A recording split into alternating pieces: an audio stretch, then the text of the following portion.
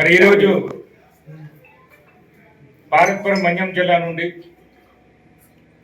మరి మాజీ ఉప ముఖ్యమంత్రి వర్యులు బొత్స శ్రీవాణి గారు, నిన్న గౌరవ ముఖ్యమంత్రి వర్యులు విద్యాశాఖ మంత్రి గారు మన పార్వతీపురం మన్యం జిల్లాలోని బామిని మండలంలో పీటీఎం అనే కార్యక్రమాన్ని నిర్వహించారు.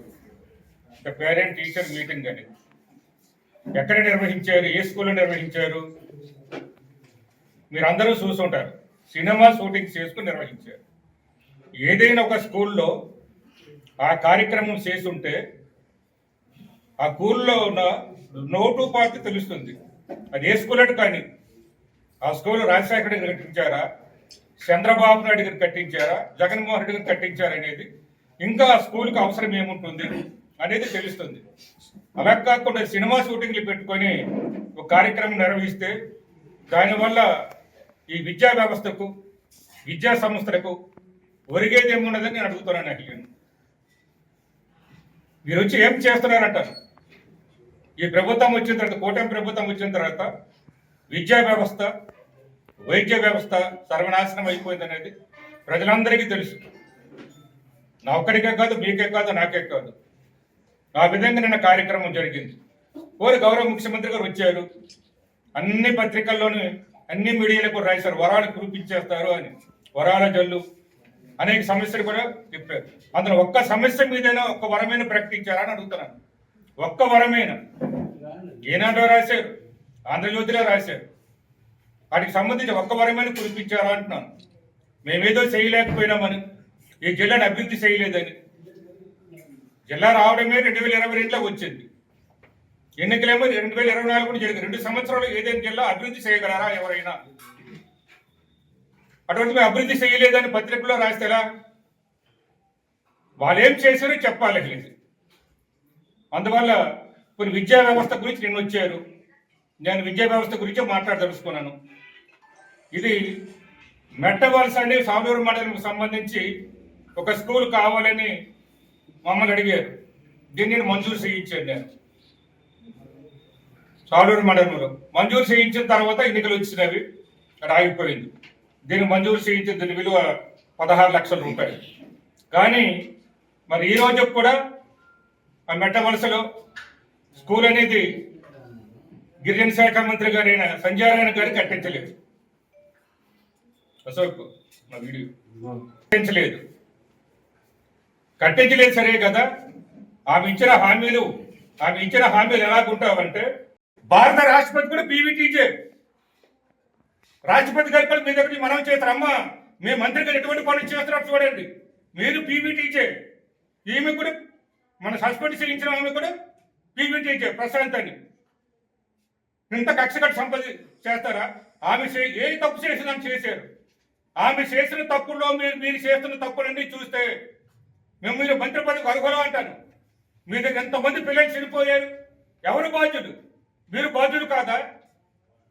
నన్ను చెప్తున్నారు జగన్మోహన్ రెడ్డి గారు వచ్చారు, అంతకుముందే 118, 120 మంది అని చెప్పారు.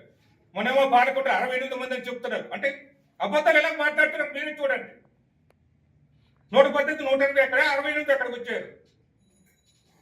మరి ప్రొఫెసర్ శ్రీవాణి గారు అడిగారు, వివరాలు ఇవ్వండి. ఏ హాస్పిటల్ జాయిన్ అయ్యారు, ఇప్పుడు చనిపోయారు, క్యాసెట్ ఇవ్వండి. మేము సమాధానం చెప్తాను అడిగారు. ఇంతకుముందు దానికి సమాధానం లేదు.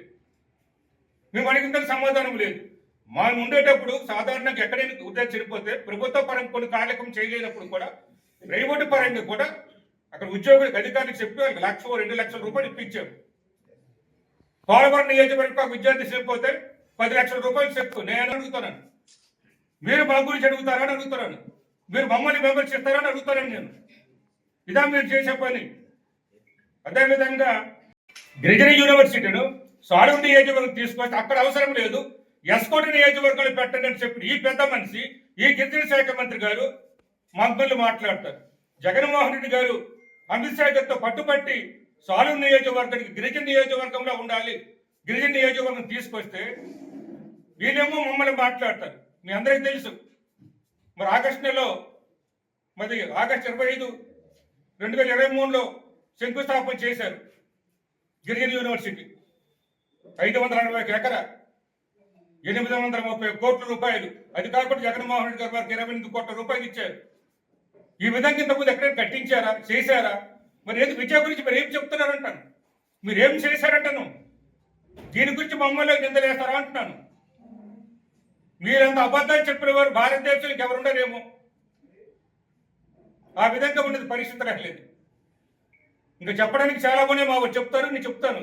ఇది చూడండి, ఇది టీచర్ల కోసం హామీ ఇచ్చింది సీతంపేటలోని. ఒక్క టీచర్ కూడా ఎవరైతే చేస్తున్నారో ఈరోజు కాంట్రాక్ట్ టీచర్లు కానీ అవుట్ సోర్సింగ్ ఎప్పటికి పర్వాలేదు, ఎవ్వరికి కాదని చెప్పిన మనిషి ఆమె. తర్వాత కౌన్సిల్లో ఇదిగోండి శ్రీనివాసనాయుడు గారు అడుగుతున్నారు, ఎమ్మెల్సీ శ్రీనివాస గారిని అడుగుతున్నారు. దాని సమాధానం ఎక్కడి కూడా పోదని చెప్పింది దాన్ని. మరి ఈరోజు చేసింది ఏముందండి? ఎవరు చెప్పారు? కౌన్సిల్లో అబద్ధాలు చెప్పిన వాళ్ళు సభా హక్కులు నోటీసులు ఇవ్వచ్చు. కౌన్సిల్ అబద్ధాలు చెప్పిన వాళ్ళు సభా హక్కులు నోటీసులు ఇవ్వచ్చు. మరి మా ఎమ్మెల్సీ గారు ఇస్తారో లేదో నాకు తెలియదు. కానీ ఇలా అబద్ధాలు చెప్పి టీచర్స్, గిరిజన టీచర్స్ను అవుట్సోర్సింగ్ కాంట్రాక్ట్ ఉన్న వారు కూడా మోసం చేసినారు. ఈ పెద్ద మనిషి మమ్మల్ని గురించి మాట్లాడతారా? ఈమె గిరిజన మహిళలను, గిరిజనులు ఉద్ధరిస్తున్నానని చెప్పుకుంటున్నారండి. ఈ రెండో చూడండి అక్కడ